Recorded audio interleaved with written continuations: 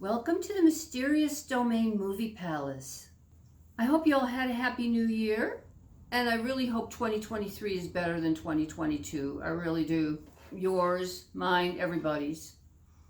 Now this video is a bit of with the old and with the new, so I wanted to show you all the thumbnails for all the films I uploaded in the last year and a half. So you can see what there is, what there has been, and I want to let you know which ones are blocked and where they're blocked. So in case you want to see them on my channel, you could get a VPN or something like that. I also wanted to talk about a Patreon and ideas that I have and perhaps ideas that you have. And then I wanted to do, have a vote about which of the films I have available right now that you would like to see me do in January. Because I do one a month. Generally speaking, I put up one movie a month. And these a couple times I did an extra one for the occasion, right? But yeah, I just did this. So basically they're going to be once a month. And you can put in your votes and I can take a look, and there are other things I'll probably get a hold of that I'm interested in as well. So to begin, the Marquee.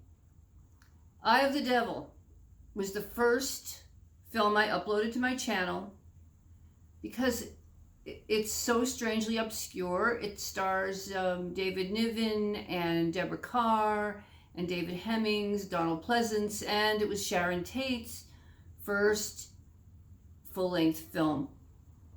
And it's one of my favorites. It's really a kind of mystery. It started out really well. People were watching it and I was getting a lot of really good comments, but then Warner Brothers found out and took it down.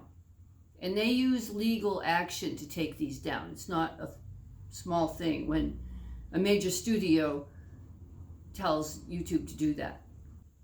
I did upload it to my Patreon. I started the Patreon. I wanted to do it as an experiment to see what would happen.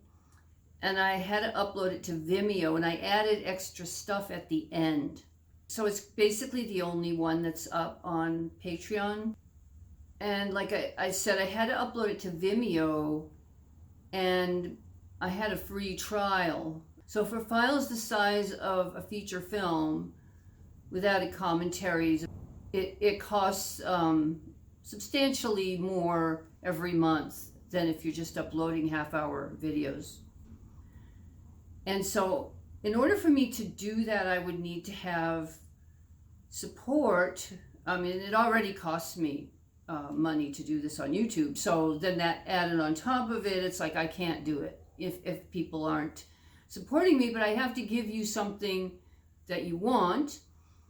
So my idea is to put the movies up there early and you won't get ads because it'll be on Vimeo. So there'll be no ads and they'll be early, and I'll have added commentary probably in the form of a smaller video afterwards. Just an extra small video. And the movie would go up once a month with that to the Patreon. And then I thought I could put on a Discord server so you don't talk to each other, but then I thought I could do some kind of live stream once a month where, I don't know, the guys over at Newcastle After Dark did a Zoom call where they had 10 people who could get onto the Zoom call with them. And I don't know where they posted it, in their Patreon maybe? Or you could do the kind of live chat thing where it's through a chat. You know how they do that, and it's email-ish. More like an email. That can include more people, because if you do it with Zoom, you really are limited, I think, how many people you can get on there. Whereas if you do that live chat format, you can get more people on.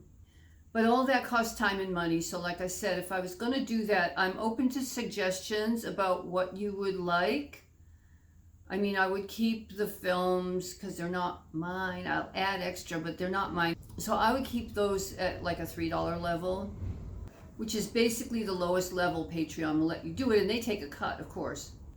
That'll be a start. So if you guys suggestions, then leave them in the comments, okay? So the long hair of death was the second one I uploaded, and I just uploaded these because I love them, and I thought it would be an easy way for me to get used to being on camera, because I hate being on camera. I've always hated being on camera. So it did help me to get used to it, but I wasn't expecting these films to be what my channel came to be about.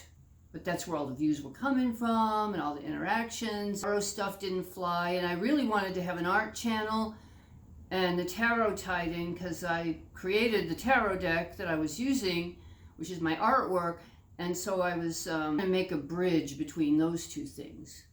But I won't go into that. But so these two were like the only ones I was going to put up there, because I figured, okay, I got the hang of it now. So the second one was Long Hair of Death, of course, starring Barbara Steele. This wonderful Shakespearean revenge drama, and it's very gothic, and I love it to death. And it's just so well done, great actors. But mainly, you know, it's a Barbara Steele film, and she's my favorite scream queen. But then I thought, I'm going to put up the Mephisto Walls because I really like that one, and I'm kind of a conspiracy theorist. So the Mephisto Waltz is one of those, I think of it as the sister film to Rosemary's Baby, in the sense that the Illuminati, right? They practice this moonchild phenomenon, as in Rosemary's Baby. They also practice this body jumping, which is what happens in Mephisto Waltz. And Mephisto Waltz, of course, is made in the 70s with Alan Alda and Barbara Parkins and Jacqueline Bisset. And so it's a really well done film. It's a bit eyes wide shut with the parties and the rich people doing their thing, you know. Mephisto Waltz is age restricted to 18 and above. And I understand why, but YouTube did that. That kind of blocks it if you've got, I don't know how they prove how old anybody is online, but anyway, it's age restricted to 18 and above. And it is, it's a really entertaining and wonderful film, and unfortunately it doesn't seem to get the interest that I think it should. I think more people should watch that one. Then I put up Crypt of the Vampire, which is a film that's kind of like a Barbara Steele film, Italian Gothic. It's got Christopher Lee and this wonderful actress called Adriana Ambisi, or Audrey Amber, and it's so atmospheric and so beautiful, and it's filmed in a real castle, and it has everything that us goth lovers love. So the next one that I put up, here's another one I really like. It's Blood and Roses by Roger Vadim put this together. And it's another Carmilla. Both Crypt of the Vampire and Blood and Roses are Carmilla-inspired female vampire stories.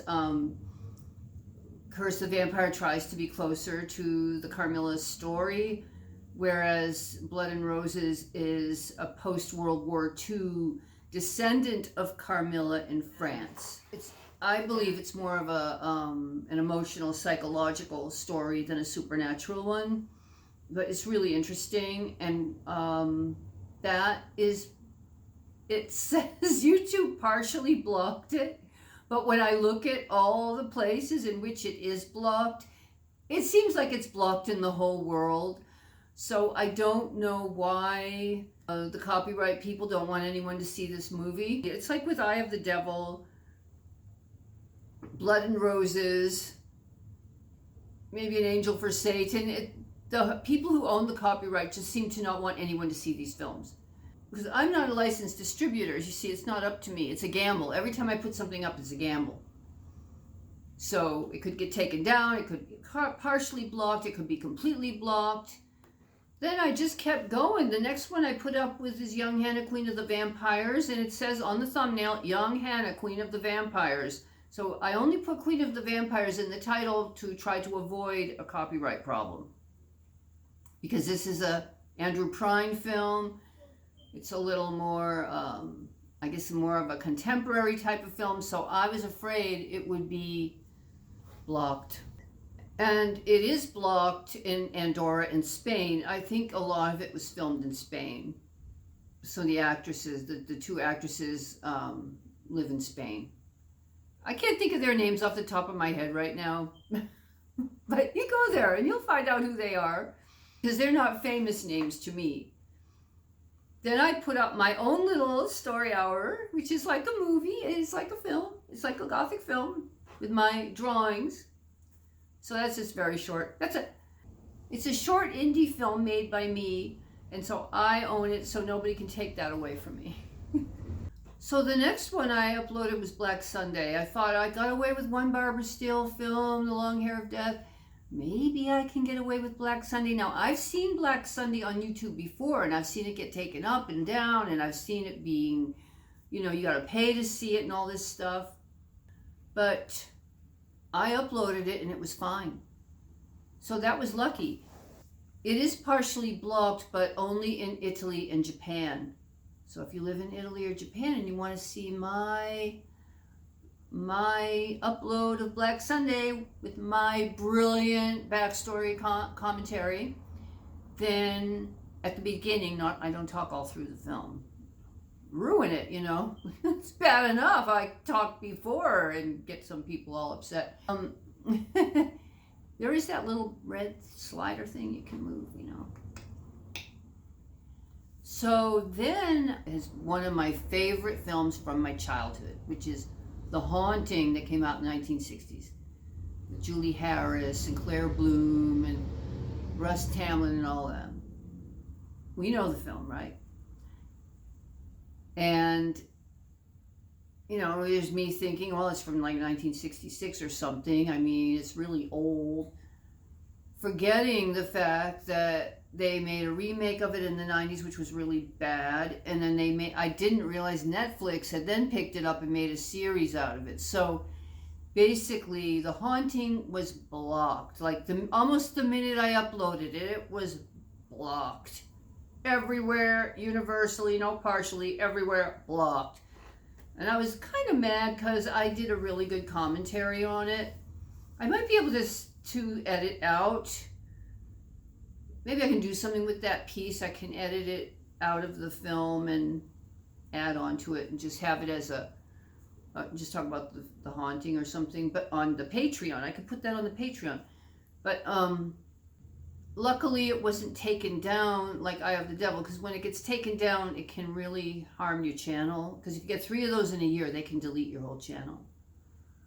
So I was lucky there.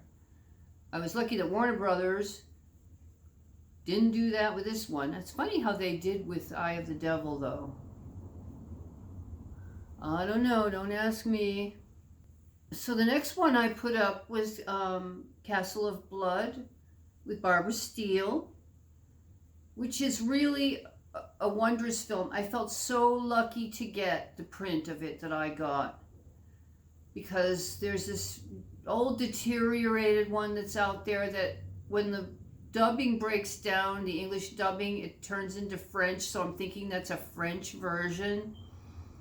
So the one I have is the Italian version, and it is really beautiful and coherent, and it's just, if you like a haunted house, ghost story, vampire story, it's so atmospheric and wonderful.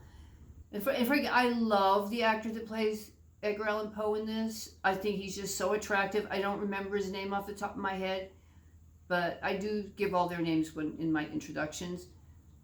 But I just think he's so wonderful. And then they remade this film, not sure when, the 80s maybe, called Web of the Spider, and it's really good, except Klaus Kinski plays Edgar Allan Poe, and to me he just goes way over the top. It's like, it's not necessary. Poe was a Southern gentleman. He might have had some issues, but he was not a wild man like Klaus Kinski portrays him. But it's really well done. So both of them are good. So if I can get Web of the Spider, I might put that one up at some later date. You can compare the two. So then I dived into the Supernatural series that had been on the BBC in 1977, and I pulled out The Night of the Marionettes because I really like that one. It's like, it involves the Lord Byron and Mary Shelley and all the Percy Bysshe Shelley and all them up in the Villa Diodati in Switzerland, where they invented Gothic, stories, where John Polidori wrote the first vampire book ever. And, it follows a scholar who's really on the trail of Mary Shelley, and it kind of ties into Mary Shelley's creation of Frankenstein in a really ingenious way. I think this is so clever. And I was lucky I got no copyrights or anything on it. Because I was kind of worried about that, because I know another channel had those up and they all got taken down. So, it's like with Black Sunday, I guess they relax a little bit, right? So I was starting to really have a good time doing this. So I uploaded a French silent version of Fall of the House of Usher, because it's a poetic masterpiece. And Edgar Allan Poe was a poet, so it's very close to the spirit of Poe in a really true way. Even though they take liberties with the story a bit, it's still the essence of that macabre, dark, Poe-like, poetic sense. It just captures that so beautifully. So that's the Fall of the House of Usher. So after The Haunting got completely blocked, I put up An Angel for Satan starring Barbara Steele again. And I would say Barbara Steele's high quality films are Black Sunday, Long Hair of Death, Castle of Blood, and An Angel for Satan. Those are the best Italian Gothic she made. They're actually really quality. They're very well made. They're very, they're just really good. And I would say those were her best. So I thought, okay, I'll put up The Angel for Satan because we'll say we have the 4 best Barbara Steele films, right? And it went on for a while. It was kind of like Eye of the Devil. It went on for a while and got lots of views, and people were really enjoying it. And then, bang, it got taken down. That was a copyright strike from Severin Films. And they made a legal demand from YouTube that this film be taken down. And what's funny? I've seen another, for want of a better word, poster for this film, which makes me wonder if it was not in for a remake, if someone wasn't remaking it or something like that. So I'm not sure, because to me it's more obscure than Black Sunday. It's more obscure than, any of these other films I just mentioned, right? So the next I had Mill of the Stone Women, which I think was a big inspiration for Tim Burton. All the windmills and stuff. It just seems like a pre-Tim Burton film. No problems with that one. Nobody cared that I put that one up, because I was really worried about it, actually. I thought, oh, they're going to take it down. Nope. Didn't touch it with a 10-foot pole. No problems at all. So that was all good for everybody, because that's a really fun film. That has kind of a lot of Angela Carter-esque elements in it, too, if you've ever read The Magic Toy Shop or anything. And then I had this other one in my collection, Night Tide, which is an American Gothic set in Santa Monica, California, the way it used to be. Santa Monica Pier in the 60s, when it was beautiful, and there were underground jazz clubs, or and all this kind of beatnik stuff going on. And I had 0 problems with Night Tide. No complaints. So after Night Tide, so then we have Nightmare Castle. That is actually a really good film. But it used to freak me out because I don't like torture scenes, and it opens with this kind of torture thing. But the torture thing is necessary for the story. It really is. It sets up all the stuff that goes on later, and why the castle is haunted. So I would say I lost An Angel for Satan, so I put up Nightmare Castle. Yeah, I forgot. That is one of Barbara Steele's very best ones, too. And I had no copyright problems. So then, considering that I got away with the Night of the Marionettes, I put up Dorabella, which was my second favorite of all the Supernatural series. And it actually might be my first favorite because it is really a fantastically wonderful, beautiful vampire story. And it just has everything. And, it has Jeremy Clyde in it, and he does a really good job. And Anya Marzan. And I had no problems with that either. So that was lucky too. And then so I dug out Lamora. And Lamora, is definitely in the public domain. And it's another vampire story, kind of in the woods. It's a child's adventure of the supernatural with Cheryl Rainbow Smith, and she goes, and it's really well done. It's very low budget, really atmospheric, and a bit questionable, I suppose. It is. Its themes are a little questionable, which is kind of why it's been in the doghouse, I think, for a long time. But I never saw that until someone pointed it out to me, so I'm not going to point it out to you. I didn't really think of it in those terms because I read fairy tales, and I've read fairy tales since I was a kid, and this kind of theme is in a lot of these kind of stories because it's always some poor kid that's lost in the woods, right? So you can have suggestions of these things, but I don't feel that it violates anything. So then I thought, well, maybe I can get Mr. Nightingale up there. So I got Mr. Nightingale, which stars Jeremy Brett from the Supernatural series, and it's a doppelganger story, and it's really intense.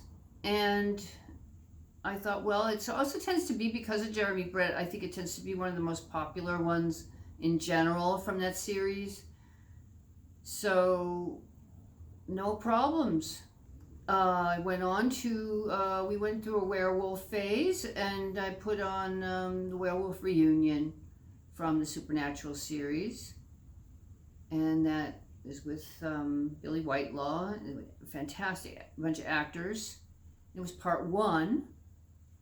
And then it was Halloween, and I put up The Company of Wolves. And I was really nervous because this is the only 80s film that I had put up there. And I was really worried because it had Angela Lansbury. When you get a big name like that, it seems a little more risky, like a really big name. But I had no problems, except it was only blocked. It is blocked in the United States and Puerto Rico. So if you're in the United States and you want to see my version of The Company of Wolves, get a VPN, right? But now you know that if you haven't seen it on here, it's because it's been blocked in the United States. And that's most of my audience, of course. And then I found, luckily, I found part 2. And because the Werewolf Reunion, back to the Supernatural series, the Werewolf Reunion ends in such an odd, like a blah kind of ending. People were saying to me, there's a part 2. So I didn't think there was. And I went and got the book, and I found out there was a part 2. So then I looked at my DVD, and there it was. So silly me. So I put part 2 up. So they're both up there. So we had a nice little werewolf season there.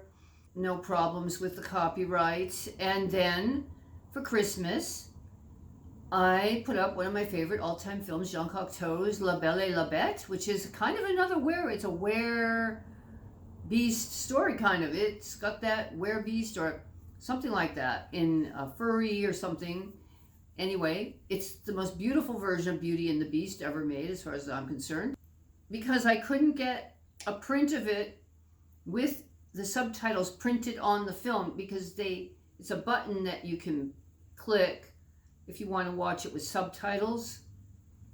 But those don't carry over into the video file that I need to use to edit, and I don't think I could have uploaded it with those video with the subtitles. So I had to luckily found an English version of the script online. I got that script and I went through line by line by line and put the subtitles in myself, because it was a Christmas present to everybody, and it took me 3 days and it was really exhausting, but it was a labor of love and I'm glad I did it. I want to put up more Jean Cocteau, but I'm going to find out what the subtitle situation is, because I don't know if I would find the scripts for, say, Orpheus or Blood of a Poet online.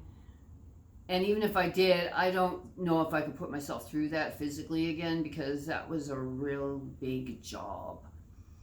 But it was worth it, and I'm glad I did it, because this film is a masterpiece. La Belle et la Bête is an absolute masterpiece, and there are actually people who haven't seen it, so I'm glad I got that up there. And then my last film, Barbara Steele's birthday, which is December 29th, is Curse of the Crimson Altar, or Curse of the Crimson Cult, or whatever. It has different names like that. But it stars Barbara Steele with Christopher Lee and Boris Karloff. So that one is zooming to the top. People seem to really like that one. So Barbara, good on you, Barbara. Happy birthday. You know, that's your birthday film. It was a good one to pick, I guess. So I'm going to have a new film at the end of January. And here's my list of things that are kind of ready to go, that I've already got them in the MP4 file, and I just do an introduction and put them in the editor, and these are the ones that are ready. Now, I have in mind The Queen of Spades, starring Anton Walbrook, from the 1940s. I love this film. It's based on a Pushkin story. It's very supernatural. It's very literary. It's very Gothic. I love that thing to death. So that's one. Queen of Spades. I have Dracula starring Frank Langella. So I'm not sure, because that one seems like, oh, big stars, you know, the John Williams score. Anyway, I have that one. I have The Blanchfield Monster, which is an Italian Gothic, no Barbara Steele. It's a bit Jane Eyre-ish, I think, in a way, and it's very spooky. Castle of Blood-ish, you know, it's that kind of spooky ghost thing. Then I have White Zombie, which has Bela Lugosi in it. I love that thing. It's like from the 30s. White Zombie, that is such a great film. It's just so, I don't know. I just love that. That one I have. Or I was thinking of, in the Supernatural series, there's a story called Victoria about a scary doll. I kind of like that one. So, you guys got to vote, okay? Queen of Spades for January. Queen of Spades, Frank Langella Dracula, Blanchfield Monster, White Zombie, or Victoria from the Supernatural series. And then let me know about the Patreon, like what you would like to have on there, because within the best of my ability, I will do that. But I do need to have some support if I'm going to do it, because it's not the only, I'm not a full-time YouTuber. So, yeah. So that's a lot, I guess.